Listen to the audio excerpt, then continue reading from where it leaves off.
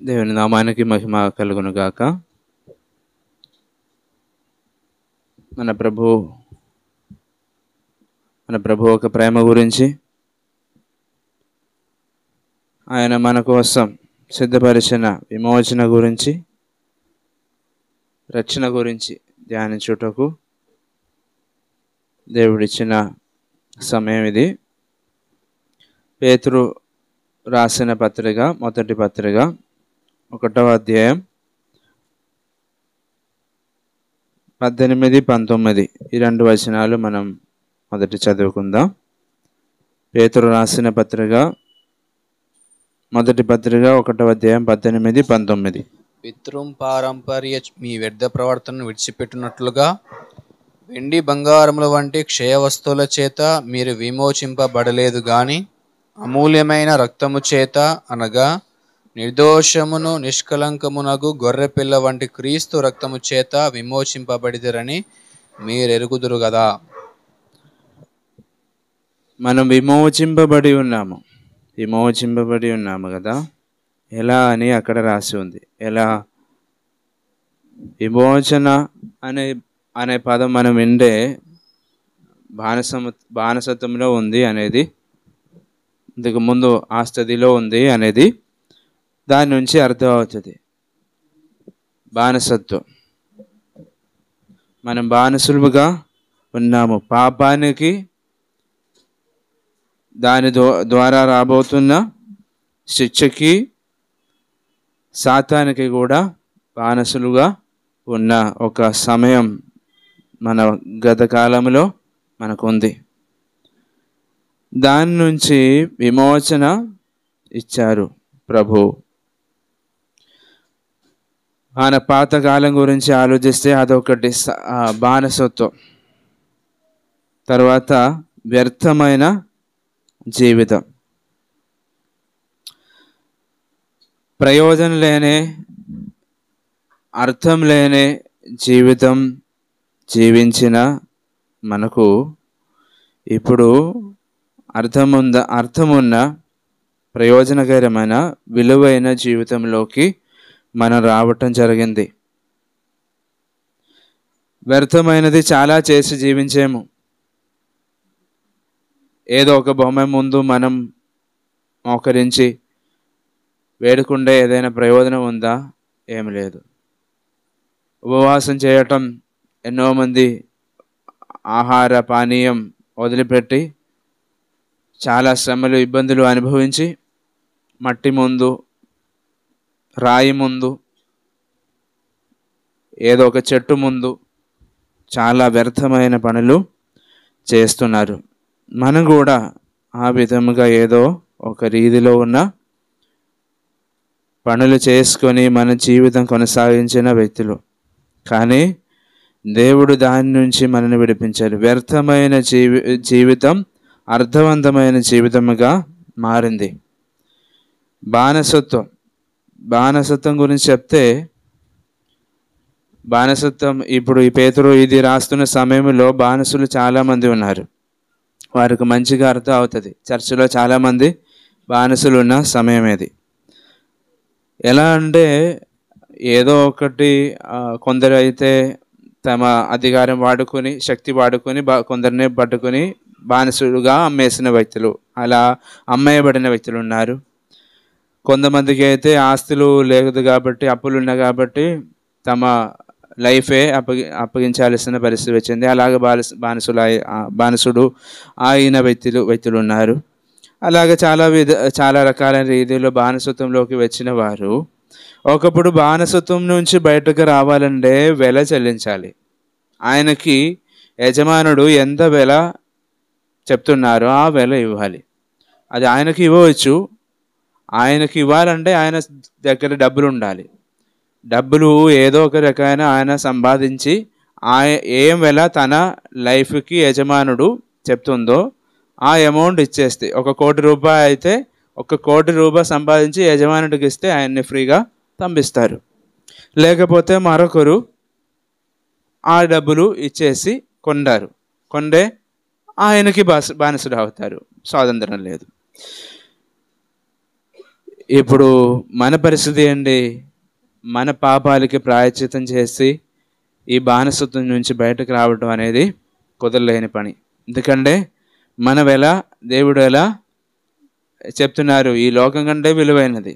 ఈ లోకం మొత్తం మన కోసం అప్పగిస్తే ఈ ఈ భూమి మొత్తం అమ్మేసి ఆ డబ్బులు మొత్తం మన కొరకు ఇస్తే కూడా ఈ మనం చేసిన పాపాల నుంచి బయటకు రావటం కుదరదు. అలాంటి పరిస్థితిలో మనం ఉన్నాము. ఆ స్థితిలో దానికంటే చాలా విలువైన వెల చెల్లించడం జరిగింది అనేది ఇక్కడే పేతురు గారు పరిశుద్ధాత్మ ద్వారా రాయటం జరిగింది. సాధారణంగా వెండి, బంగారము ఇవన్నీ ఇచ్చేసి విమోచన జరుగుతుంది, భారత స్వత్వం నుంచి బయటకు రావచ్చు. కానీ మీ కొరకు చెల్లించిన వెల అనేది వెండి బంగారం ఏం కాదు, దానికంటే చాలా చాలా చాలా విలువైన, ఇవ్వాల్సిన విలువ కంటే చాలా విలువైన యేసుక్రీస్తు ఒక రక్తము, క్రీస్తు రక్తము మీ కొరకు చెల్లించటం జరిగింది అనే విషయం ఇక్కడ పేతురు వారి ద్వారా పరిశుద్ధాత్మ మనల్ని గుర్తుపెడుతున్నారు. వెండి బంగారము వాళ్ళ కంటే విలువైన అలాంటి క్షయ వస్తువులు కాదు మన కోసం ఇచ్చినది. ఆయన రక్తము చేత, అనగా నిర్దోషమును నిష్కళంకముగు గొర్రెపిల్ల వంటి క్రీస్తు రక్తము చేత. ఆ రక్తము ఒక ప్రత్యేకత అండి.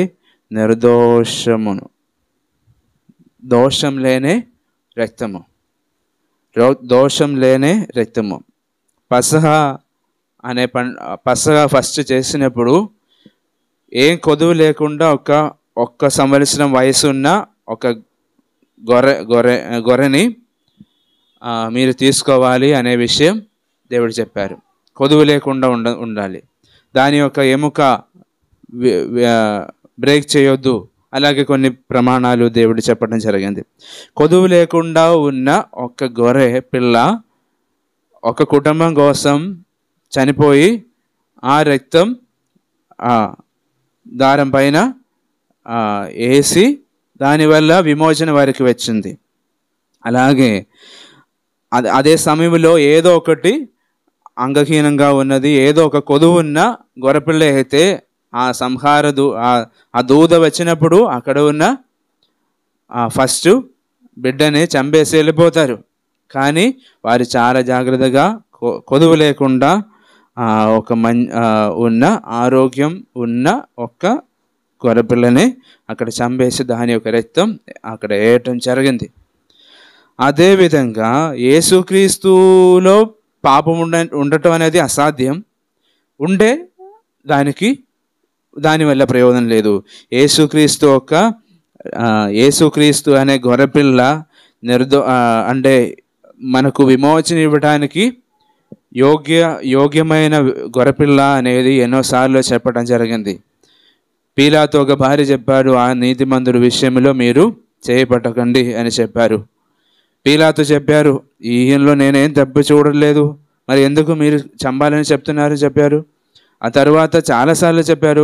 చివరి ఆయన తన చేతులు కడుగుతున్నారు, ఈ విషయంలో ఈయన నీతిమంతుడు, ఈయన విషయంలో నాకు పాలయం లేదు అని చెప్పినప్పుడు కూడా ఆయన అప్పగిస్తున్నారు. ఆయన చాలాసార్లు చెప్పిన ఒక విషయం ఏంటంటే ఈయనలో ఏం తప్పు లేదు. ఆ తర్వాత హేరోదు కోటలో ఏం కనబడలేదు. తర్వాత యూద ఆయన్ని నిర్దోషమైన రక్తాన్ని అప్పగించాను అని చెప్పి ఆయన పోయారు. అదేవిధంగా అంటే సైనికులు ఒక అధికారి ఆయన కూడా చెప్పారు, ఈయన నీతిమంతుడు సాక్షాత్ దేవుడు అని చెప్పారు. నిర్దోషమైన నిష్కలంకమైన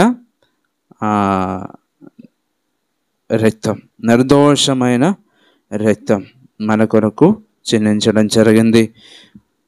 రక్తం ద్వారా విమోచన ఇచ్చారంటే తన మరణం ద్వారా. రక్తం అనేది బైబిల్ ఎల్లప్పుడూ మరణానికి సింబల్గా వాడుతున్న ఒక పదం.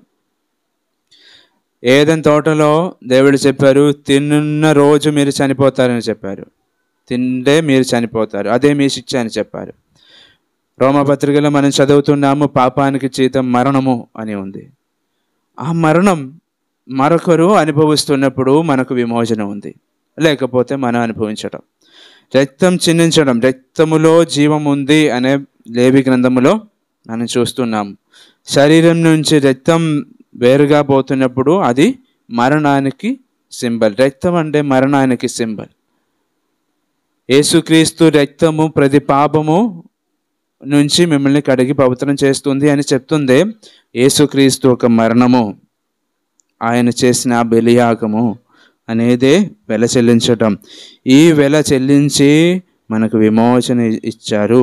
బానిసత్వం నుంచి వ్యర్థముగా జీవించిన మన జీవితం అర్థవంతముగా మారింది. మన కోసం వెల చెల్లించాలని చెప్తే ఎవరు వస్తారు మన కోసం వెల చెల్లించడానికి? ఆరోగ్యం లేని పని చేయడానికి, ఒక మొక్క కూడా నాటడానికి ఆరోగ్యం లేని ఒక మనిషి కోసం 100 రూపాయలు కూడా ఇచ్చేసి ఆయన్ని కొనడానికి ఒక్కరు కూడా రారు. ఆరోగ్యం లేదే ఆహారం కూడా ఇవ్వకుండా ఎక్కడో దారి పక్కన పడేస్తారు. అదే అప్పుడు జరిగిన విషయాలు.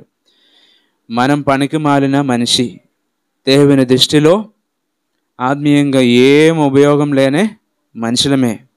పాపం చేసి దేవునికి దూరం అయిపోయి దేవునికి శత్రువులుగా జీవించినప్పుడు ఉపయోగం లేదు, అసలు లేదు. ఉపయోగం లేనే మనుషులమైన మన కోసం ఆయన వెల చెల్లించడం జరిగింది. ఒకప్పుడు ఈ స్లేవరీ ఉన్న సమయంలో, ఈ బానిసత్వం ఉన్న ఒక సమయంలో ఒక యజమానుడు, ఒక ధనవంతుడు వచ్చి, అంటే బానిసల్ని అమ్ముతున్న మార్కెట్ ఉంది, ఆ మార్కెట్లోకి వచ్చి ఒకదాన్ని చూసి చాలాసేపు నిలబడి తర్వాత ఆయనకైతే 500 దినారు ఉండే, ఈయనైతే 5,000 దినారు నేను ఇస్తా అని చెప్పి ఆయన కొన్నారు. అప్పుడు ఈ బానిసుడికైతే చాలా చాలా కోపం వస్తుంది. ఎందుకని తెలుసా? ఎక్కువ డబ్బులు ఇస్తే ఎక్కువ పని చేపిస్తారు. ఈయన నేను చేయాల్సిన పని కంటే చాలా చేపించి నన్ను కష్టపడడానికి పోతున్నారు, ఇబ్బంది పెట్టడానికి పోతున్నారని చెప్పి బాగా కోపంతో ఉన్నారు. ఈయన్ని డబ్బులు ఇచ్చేసి ఈయన తీసుకు బయటకు వెళ్ళి ఈయన సంఖ్యలు కీతో ఓపెన్ చేస్తున్నారు. ఆ సమయంలో ఆ బానిసుడు కాగరించి ఆయన ముఖం మీద ఉమ్మేశారు. ఎందుకంటే ఈయన మనసులో ఉన్న కోపం, ఈయన నన్ను ఇందుకు ముందు యజమానుడు కంటే బాగా ఇబ్బంది పెట్టబోతున్న మనిషి, అందుకే నన్ను ఈ విధముగా వెల ఇచ్చి కొన్నారు అని ఆయన ఆలోచించారు. కానీ ఈ సంఖ్యలన్నీ రిమూవ్ చేసి యు ఆర్ ఫ్రీ అని చెప్పి మీకు వెళ్ళిపోవచ్చు, మీరు స్వాతంత్రం కలిగి ఉన్న వ్యక్తి, ఇప్పుడు ఎక్కడికైనా వెళ్ళిపోవచ్చు, ఏదైనా చేయవచ్చు, మీరు ఇంకా బానిసుడు కాదని ఆయన చెప్పడం జరిగింది. ఆయన ఏం చెప్పారనుకున్నారా? ఆయన పాదములు మీద పడి సాగిలపడి అక్కడ పడి కన్నీళ్ళతో ఆ పాదం కడిగి, నేను ఎక్కడికి కూడా లేను, మీతో పాటు ఇంకా నా జీవితం, మీ కొరకే నా జీవితం, నన్ను ఈ విధముగా ఇంత ఎక్కువ వెల చెల్లించి నన్ను మీరు కొన్నారు, స్వాతంత్రములోకి మీరు కొన్నారు, అది కారణంగా నేను ఇంకా మీ కొరకు జీవిస్తానని చెప్పి ఆయన తన బ్రతుకు మొత్తం ఆయనతో పాటు జీవించారు. ఆయన కొరకు ఆయన చెప్పలేదు కానీ ఆయన కొరకు పని చేశారు. ఇదే కదా మనం కూడా చేయాల్సినది. పనికి మాలిన మనల్ని ఆయన మనకి ఇవ్వాల్సిన వెల కంటే ఎక్కువ వెల ఇచ్చారు, ఇచ్చి మనని కొన్నారు. మీకు స్వాతంత్రం, ఇంకా బానిసత్వం లేదని చెప్పారు. అయినప్పుడు మనం ఏం చేయాలి ప్రియ సహోదరి సహోదరులారా? తన సొంత రక్తం, తన ప్రాణం ఇచ్చి మనల్ని కొన్న ఈ యేసు ప్రభు కొరకే నా జీవితం అని చెప్పి ఆయన పాదాలు వింతములో మన కన్నీళ్ళు కార్చి ఆయన కొరకు మనం బ్రతకాలి కదా. ఇలాంటి ఒక యజమానుడు ఎక్కడ దొరుకుతుంది? ఎక్కడే దొరకదు. ప్రియ సహోదరి సహోదరులారా, మనకు విమోచన ఇచ్చిన విమోచకుడు వ్యర్థమైన జీవితం జీవించిన, అలా జీవించి చనిపోవాల్సిన, నాశనం అయిపోవాల్సిన మనకు అర్థవంతమైన ఒక జీవితం ఇచ్చిన ఈ యేసయ్య, ఆయన ఎన్నో శ్రమలు అనుభవించారు. ఆయన రక్తం చిందించారని చెప్తున్నప్పుడు, ఆ రక్తం చిందించబడాలంటే శరీరంలో గాయములు పడాలి. తల నుంచి పాదం వరకు గాయములే. ఆయన చూస్తే ఒక మనిషి అని చెప్పడం కుదరదు. ఆ కొరడాలు దెబ్బల చేత, ముళ్ళు కిరీడం చేత, ఆ మేకుల చేత ఆయన అనుభవించిన శ్రమలు మీ కొరకు, నా కొరకు, ప్రియ సహోదరి సహోదరులారా. అందుకే ఆయన సన్నిధిలో మనల్ని సమర్పించుకొని, ఆయన్ని సేవించి, ఆయన్ని ప్రేమించి, ఆయన కొరకు జీవించడానికి దేవుడు మనల్ని దీవించును గాక. దేవుని నామానికి మహిమ కలుగును గాక.